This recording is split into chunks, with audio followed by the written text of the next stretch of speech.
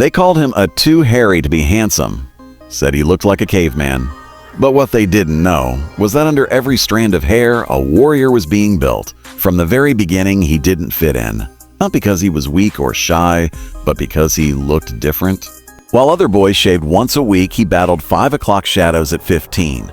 While others admired their smooth chests in the mirror, he avoided mirrors entirely. The world told him, hide it.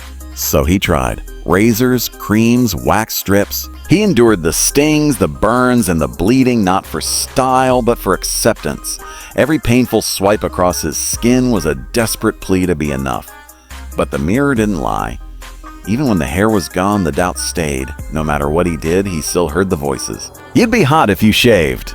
You're like a walking carpet. And have you ever considered laser removal? It wasn't just about grooming.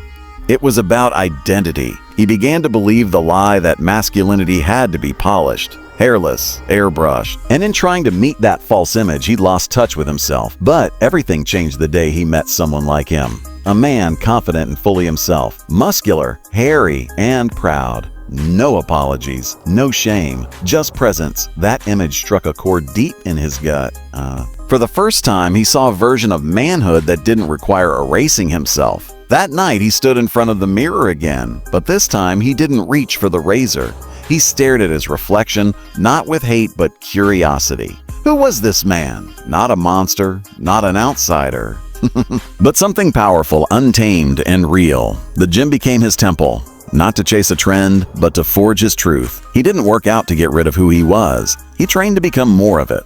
Every drop of sweat was a statement. I am not broken. I am becoming. As he grew stronger, so did his confidence. He posted his first photo, shirtless, unshaven, honest. The comments flooded in. Some mocked, many admired, but most said this: "Thank you. I thought I was the only one." That's when he realized his story was bigger than him. Every scar, every comment, every moment he had hidden was now fuel for a movement. A movement that said, you don't have to look like a model to be a man. You can have chest hair, back hair, thick brows, and still be desirable, powerful, and worthy. In fact, because of those things, you stand out. You show the world what real looks like. Now, he walks differently, trains differently, lives differently, not to please others, but to honor himself. When people stare, he lets them, because their confusion is his badge of freedom. He has become what he never saw growing up.